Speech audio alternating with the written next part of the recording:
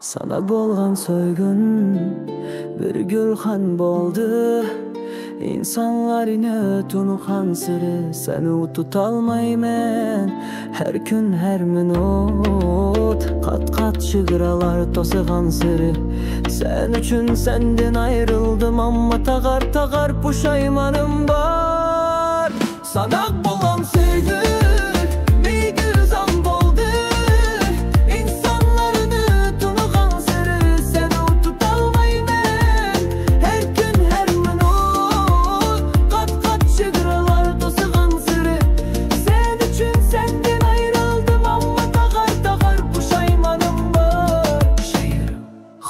dedim, vedalaştım sen bilen. Judunluk bir gün idi, helimi isimde.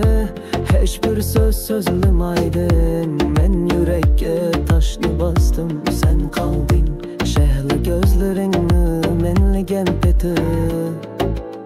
Mektubin keldi, bir cümle lahet kaytmıysan keçürmeymen. Yıllar öttü, yıllardan yıllar.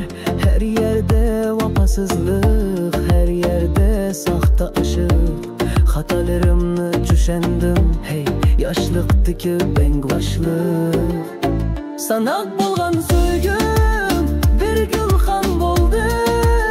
İnsanlarını tunukan sırı seni tutalmaymen. Her gün her minut kat kat çıgalalar tosigan sırı. Sen üçün senden ayrıldım ama tagar tagar puşaymanım var. Yaka yurtta cenazam kalsa geçirmeni bağrı deryaya.